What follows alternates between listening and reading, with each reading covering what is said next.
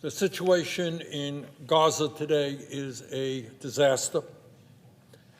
Congress must take action. The administration must take action. The world must take action.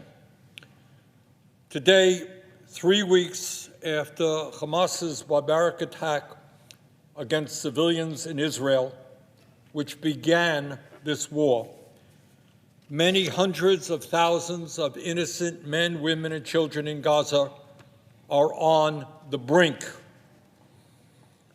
Over the past 3 weeks, it is estimated that some 8,000 people in Gaza have been killed in bombings, including more than 3,000 children, and far more have been wounded. More than 1 million people in Gaza have been displaced from their homes, and some 670,000 are sheltering in UN installations where they are down to 1 liter of water per person per day. They lack sufficient food, water, medical supplies, or fuel. The hospitals and medical facilities there are in nightmarish conditions, with hundreds of babies in incubators and patients on life support at risk of death should the generators that sustain them run out of fuel. Corridors are lined with injured and displaced people, and overwhelmed doctors must turn patients away or operate without anesthesia or antibiotics. The humanitarian crisis is dire and getting worse by the minute. There must be a humanitarian pause now so that sufficient supplies, food, water, medicine, fuel, can reach the people of Gaza.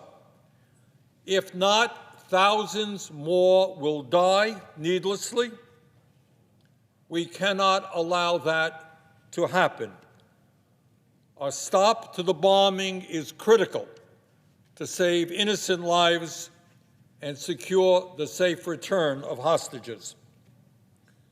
Mr. President, let us never forget the lives of all children, all people are sacred, whether they are Palestinian children, Israeli children, or American children, and we must do everything we can to protect them. But, Mr. President, if we are going to make any real progress in addressing this never-ending conflict between Israel and Hamas, there have been 5 wars in the last 15 years. We need to understand somewhat as to how we got to where we are today. If peace is to come to that troubled region, and if the Palestinian people are ever going to be able to enjoy lives of security and dignity, there must be a vision of where we go in the future. So let us be clear. The living conditions in Gaza before October 7th were horrific and inhumane, and that is before Hamas ignited the latest war. Before this conflict, in Gaza, nearly 80% of people there lived in poverty, and 2/3 were reliant on humanitarian assistance. Almost half the population and over 70% of young people were unemployed in Gaza. What kind of life could they look forward to? Electricity there was intermittent, with 11 to 12-hour blackouts every day. Water and sanitation systems were inadequate, and there were constant shortages of all basic necessities. Gaza was mostly cut off from the world, with Israel and Egypt severely limiting the number of people and types of goods that could go in or out. In fact, many observers described Gaza as, quote, an open-air prison, end quote, and all of that is before October 7th. Mr. President, if we are serious about bringing freedom and dignity to the Palestinian people, that is a situation that can never be allowed to be returned to. The Palestinian people are entitled to much more than that.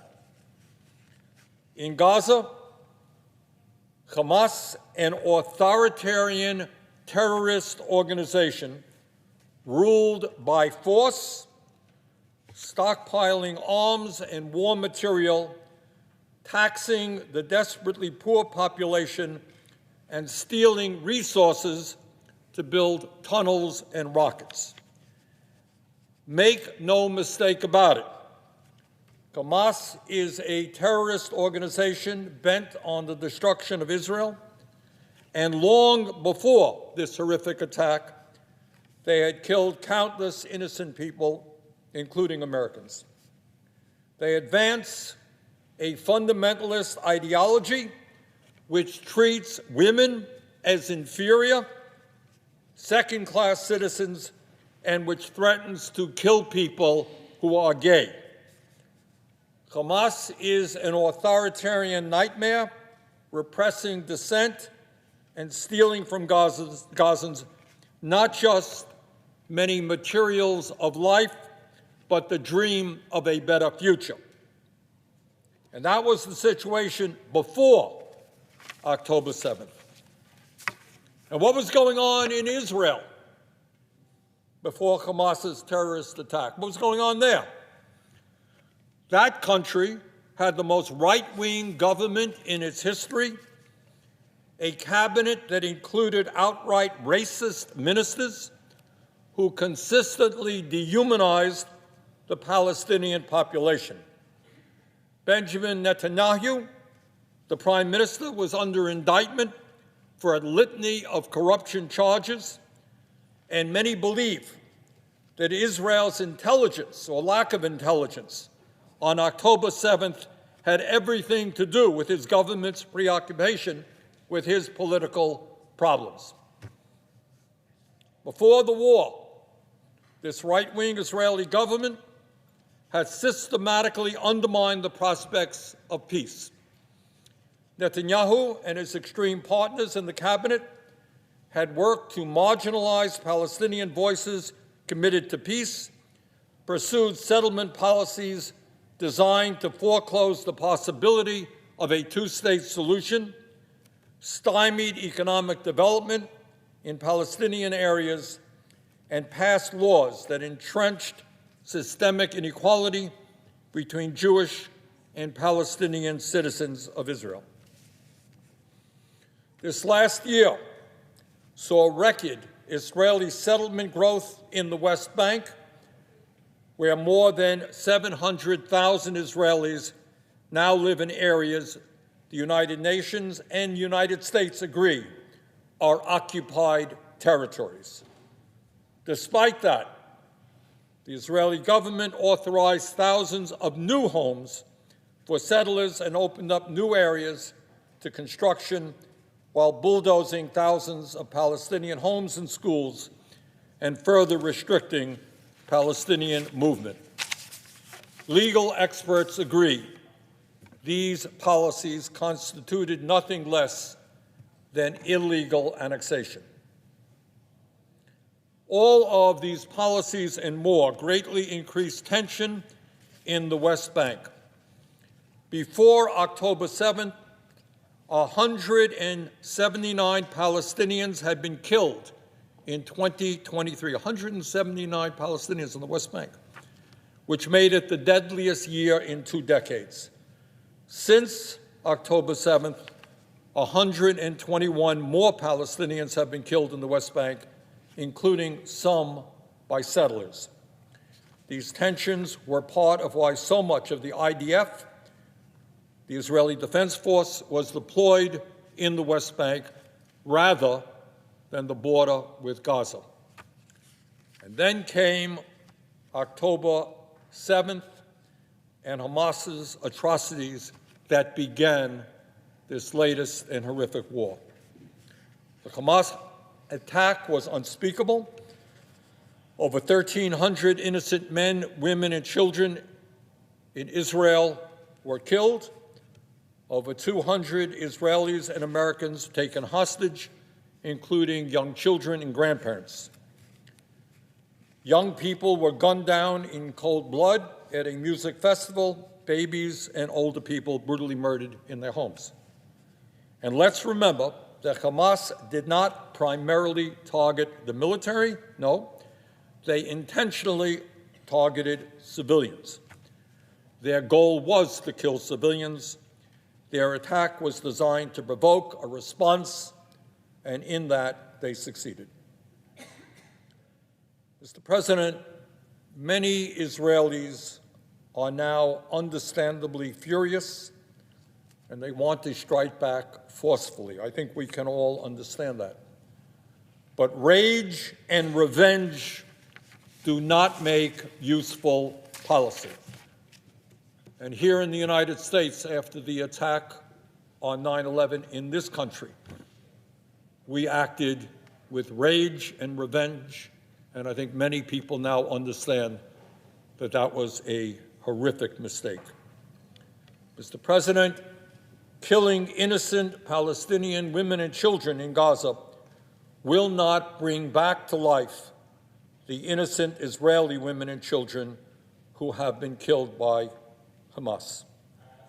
Like any other country, Israel has the right to defend itself and destroy Hamas terrorism. But it does not have the right to kill thousands of innocent men, women, and children in Gaza.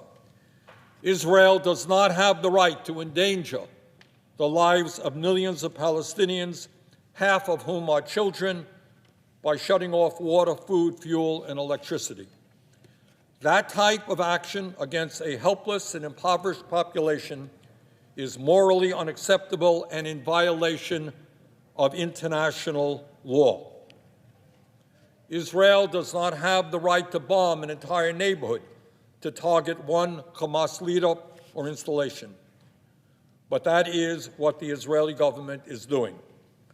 One need only look at the satellite imagery and photography of Gaza to see that this is not a carefully calibrated campaign. These are not surgical strikes. Yesterday, Israel struck the densely populated Jabaliya refugee camp and killed a Hamas commander. But they also killed some 50 other people and injured hundreds more, though the exact toll is not yet known. And that was actually the 4th airstrike on that community. An October 9th airstrike killed 60, an October 19th airstrike killed 18, an October 22nd airstrike killed 30, according to outside researchers. UNRWA reported yesterday that their head of security, that is the United Nations Relief Agency, their head of security was killed along with his wife and 8 children. In total, 67 United Nations Relief Agency workers have been killed, and 44 United Nations facilities have been damaged since October 7th. Mr. President, the current Israeli strategy must end. Israel must begin the process of restoring water and electrical services to areas where they are still operable. The international community must also rush generators and solar capacity to Gazan medical facilities to address acute needs and reduce Israeli fears of diversion to Hamas. Israel will not stop going after Hamas, but it must do it in a very, very different way, and additional pauses will be needed. Mr. President, let me conclude by saying that Israel must also begin the process of laying out a political strategy. It cannot bomb its way to a solution. Such a strategy must include, as minimum first steps, a clear promise that Palestinians displaced in the fighting will have the absolute right to safely return to their homes, a commitment to broader peace talks to advance a two-state solution in the wake of this war, an abandonment of Israeli efforts to carve up and annex the West Bank, and a commitment to work with the Palestinian Authority to build genuine governing capacity. The United States must make it clear that these are the conditions of our solidarity. Just as we want justice for the Israelis murdered by Hamas, we also want justice for the Palestinian people.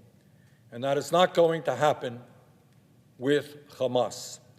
Palestinians need a state of their own, contiguous, with the freedom of movement and access that can sustain a vibrant economy. Mr. President, this will be a long and difficult road. It will take concerted U.S. and international support and a doubling down of our political commitment to a two-state solution.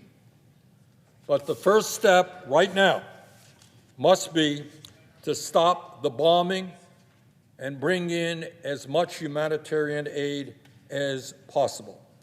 And I think Secretary Blinken said it well, and he said, quote, "Providing immediate aid and protection for Palestinian civilians in the conflict is a necessary foundation for finding partners in Gaza who have a different vision for the future than Hamas and who are willing to help make it real." End of quote. Mr. President, this is a dreadful situation. It is part of a very, very long-term conflict between Israel and its neighbors. But the immediate crisis is to save lives, to stop the bombing, to bring forth a humanitarian pause, and then to go forward to bring peace and stability to the region. Thank you very much. I yield the floor.